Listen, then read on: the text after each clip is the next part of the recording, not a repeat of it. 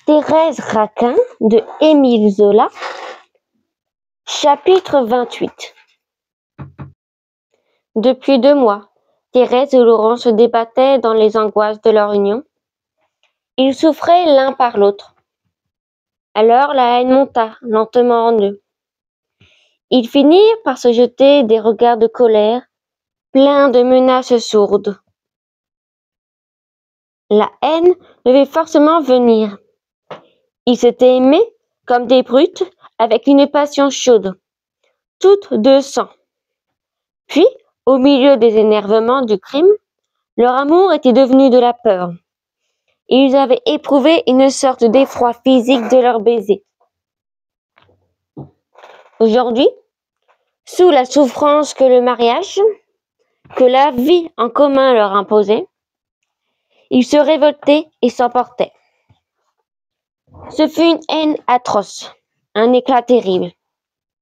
Ils sentaient bien qu'ils se gênaient l'un l'autre. Ils se disaient qu'ils mèneraient une existence tranquille, s'ils n'étaient pas toujours là, face à face. Quand ils étaient en présence, il leur semblait qu'un poids énorme les étouffait. Ils auraient voulu écarter ce poids, l'anéantir. Leurs lèvres se pinçaient, des pensées de violence passaient dans leurs yeux clairs. Il leur prenait des envies de s'entre-dévorer. Au fond, une pensée unique les rongeait. Ils s'irritaient contre leurs crimes, se désespéraient d'avoir à jamais troublé leur vie. De là venait toute leur colère et toute leur haine. Ils sentaient que le mal était incurable, qu'ils souffriraient jusqu'à leur mort du meurtre de Camille. Et cette idée de perpétuité dans la souffrance les exaspérait. Ne sachant sur qui frapper, ils se prenaient à eux-mêmes, ils s'exécraient. Ils ne voulaient pas reconnaître tout haut que leur mariage était le châtiment fatal du meurtre. Ils se refusaient à entendre la voix intérieure qui leur criait la vérité, en étalant devant eux l'histoire de la vie. Et pourtant, dans les crises d'emportement qui les secouaient, ils disaient chacun nettement au fond de leur colère. Ils devinaient les fureurs de leur être égoïste qui les avait poussés à l'assassinat pour contenter des appétits et qui ne trouvaient dans l'assassinat qu'une existence désolée et intolérable. Ils se souvenaient du passé. Ils savaient que leur espérance trompée de luxure et de bonheur paisible les amenait seuls au remords. Ils avaient pu s'embraser en paix et vivre en joie. Ils n'auraient point pleuré Camille. Ils se seraient engraissés de leurs crimes. Mais leur corps s'était révolté, refusant le mariage. Ils se demandaient avec terreur où allaient les conduire l'épouvante et le dégoût. Ils n'apercevaient qu'un avenir effroyable de douleur, qu'un dénouement sinistre et violent. Alors, comme 2 ennemis qu'on aurait attachés ensemble et qui feraient de vains efforts pour se soustraire à cet embrassement forcé, ils tendaient leurs muscles et leurs nerfs. Ils se raidissaient sans parvenir à se délivrer. Puis, comprenant que jamais ils n'échapperaient à leur étreinte, hérités par les cordes qui leur coupaient les chairs, écœurés de leur contact, sentant chaque heure croître leur malaise, oubliant qu'ils étaient eux-mêmes liés l'un à l'autre, et ne pouvant supporter leur lien un instant de plus, ils s'adressaient des reproches sanglants. Ils essayaient de souffrir moins, de penser les blessures qu'ils se faisaient en s'injuriant, en se s'étourdissant de leurs cris et de leurs accusations. Chaque soir, une querelle éclatait. On a dit que les meurtriers cherchaient des occasions pour s'exaspérer, pour détendre leurs nerfs roidis. Ils s'épiaient, se tâtaient du regard, fouillant leurs blessures, trouvant le vif de chaque plaie, et prenant une âcre volupté à se faire crier de douleur. Ils vivaient ainsi, au milieu d'une irritation continuelle, las d'eux-mêmes, ne pouvant plus supporter un mot, un geste, un regard sans souffrir et sans délirer.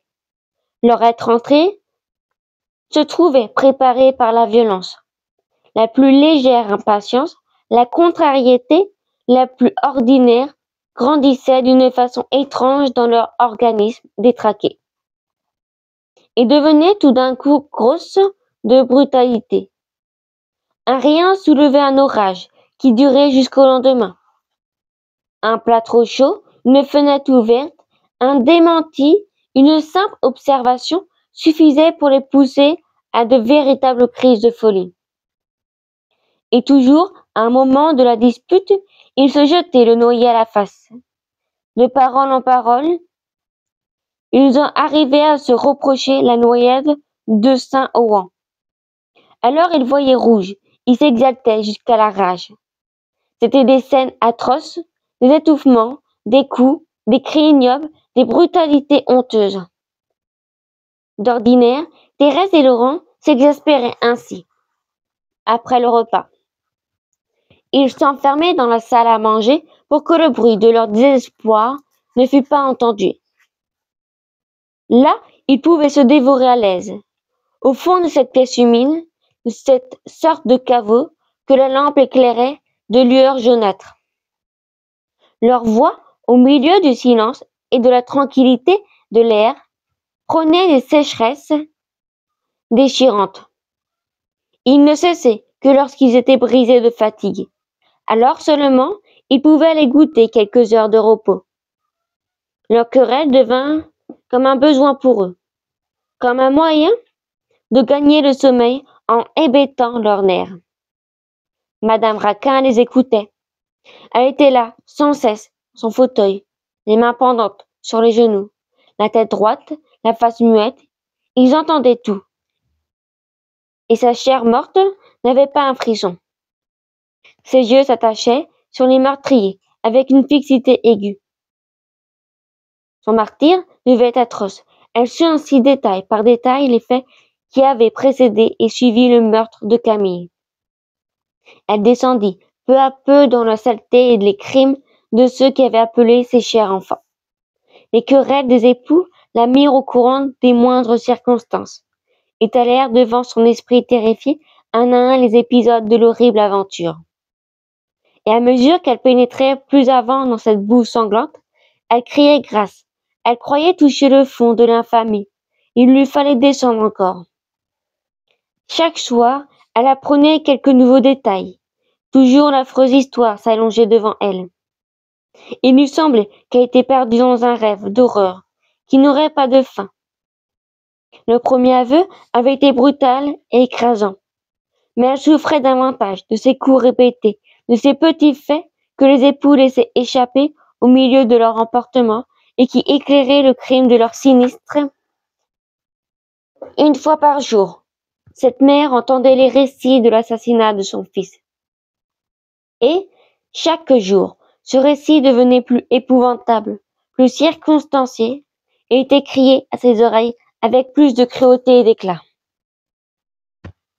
Parfois, Thérèse avait pris de remords en face de ce masque blafarde sur lequel coulaient silencieusement de grosses larmes. Elle montrait sa tante à Laurent, le conjurant du regard de se taire. « Eh, laisse donc !» criait celui-ci avec brutalité. « Tu sais bien qu'elle ne peut pas nous livrer. Est-ce que je suis plus heureux qu'elle, moi? Nous avons son argent. Je n'ai pas besoin de me gêner. » Et la querelle continuait, âpre, éclatante, tuant de nouveau Camille. Ni Thérèse ni Laurent n'osaient céder à la pensée de pitié qui leur venait parfois. D'enfermer la paralytique dans sa chambre, lorsqu'ils se disputaient, et de lui éviter ainsi le récit du crime. Ils redoutaient de s'assommer l'un l'autre, s'il n'y avait plus entre eux de ce cadavre à demi vivant. Leur pitié c'était devant leur lâcheté. Ils imposaient à Madame Raquin des souffrances indicibles, parce qu'ils avaient besoin de sa présence pour se protéger contre leurs hallucinations. Toutes leurs disputes se ressemblaient et les amenaient aux mêmes accusations. Dès que le nom de Camille était prononcé, dès que l'un d'eux accusait l'autre d'avoir tué cet homme, il y avait un choc effrayant. Un soir, à dîner, Laurent, qui cherchait un prétexte pour s'irriter, trouva que l'eau de la carafe était tiède. Il déclara que l'eau tiède lui donnait des nausées et qu'il en voulait de la fraîche. Je n'ai pas pu me procurer de la glace, répondit sèchement Thérèse. C'est bien, je ne boirai pas, reprit Laurent. Cette eau est excellente. Elle est chaude et a un goût de bourbe. On dirait de l'eau de rivière. Thérèse répéta, de l'eau de rivière. Et elle éclata en sanglots. Un rapprochement d'idées venait d'avoir lieu dans son esprit. Pourquoi pleures-tu? Demanda Laurent, qui prévoyait la réponse et qui pâlissait. Je pleure, sanglota la jeune femme. Je pleure parce que, tu le sais bien. Oh, mon Dieu, c'est toi qui l'as tué. Tu mens, cria l'assassin avec véhémence. Avoue que tu mens. Si je l'ai jeté à la Seine, c'est que tu m'as poussé à ce meurtre. Moi? Oui, toi. Ne fais pas l'ignorante, ne m'oblige pas à te faire avouer de force la vérité. J'ai besoin que tu confesses ton crime, que tu acceptes ta part dans l'assassinat. Cela me tranquillise et me soulage. Mais ce n'est pas moi qui ai noyé Camille. Si, 1000 fois si, c'est toi. Oh, tu feins l'étonnement et l'oubli. Attends, je vais rappeler tes souvenirs. Il se leva de table, se pencha vers la jeune femme, et, le visage en feu, il lui cria dans le face. Tu étais au bord de l'eau, tu te souviens? Je t'ai dit tout bas, je vais le jeter à la rivière. Alors tu as accepté. Tu es entré dans la barque. Tu vois bien que tu l'as assassiné avec moi. Ce n'est pas vrai. J'étais folle.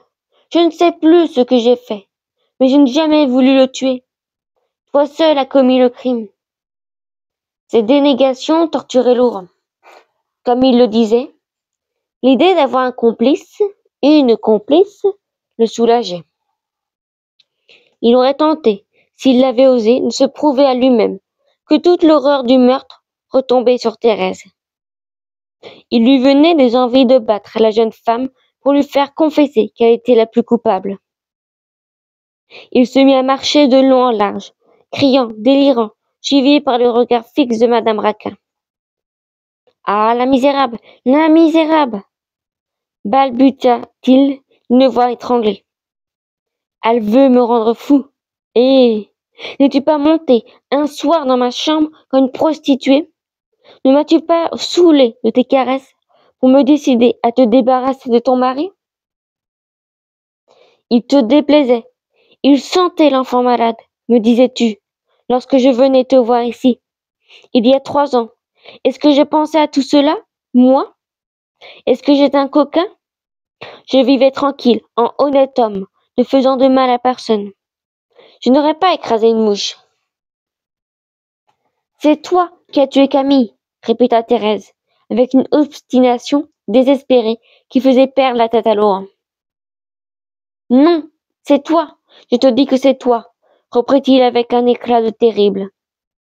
Vois-tu, ne m'exaspère pas, cela pourrait mal finir.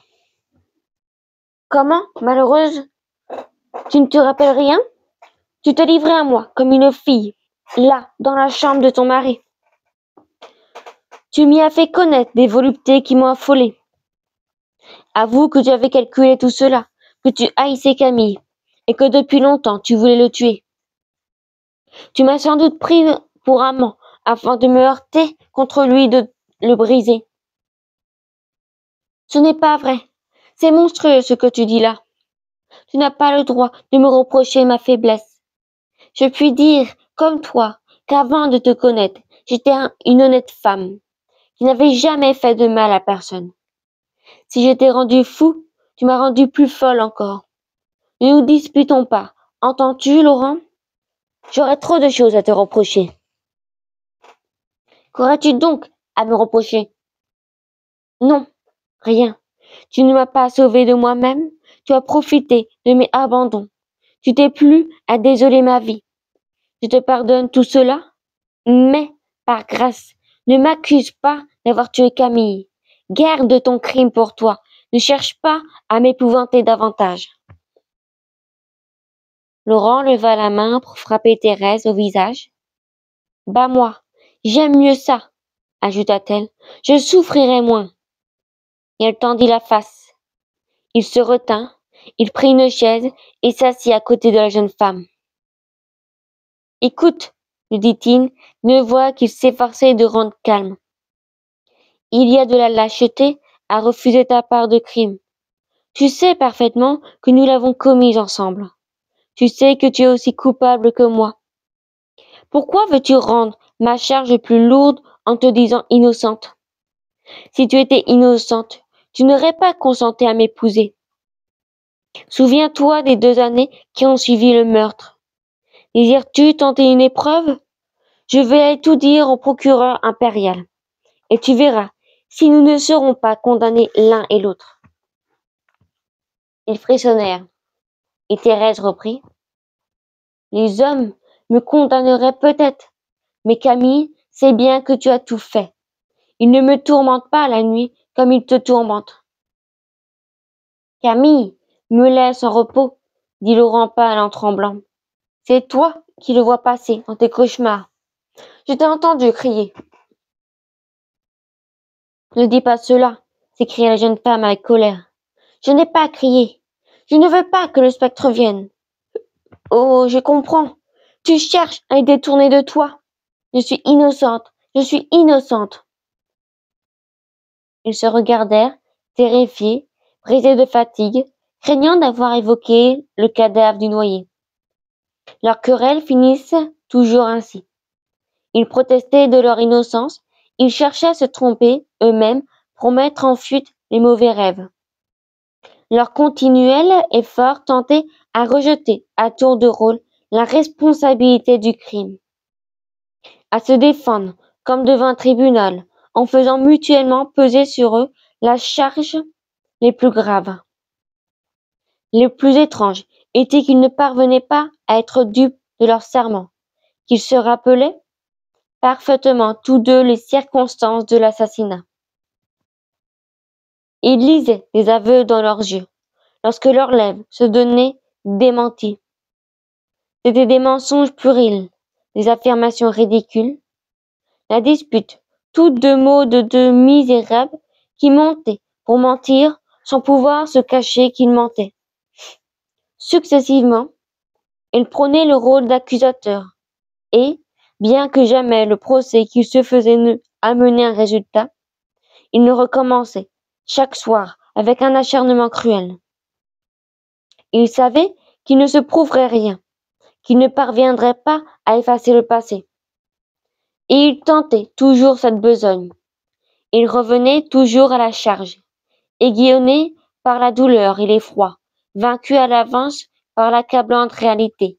Le bénéfice le plus net qu'ils tiraient de leur dispute était de produire une tempête de mots et de cris dont le tapage les étourdissait un moment. Et tant que durait leur emportement, tant qu'ils s'accusaient, l'appareil éthique ne les quittait pas du regard. Une joie ardente luisait dans ses yeux lorsque Laurent levait sa large main sur la tête de Thérèse. Fin du chapitre 28.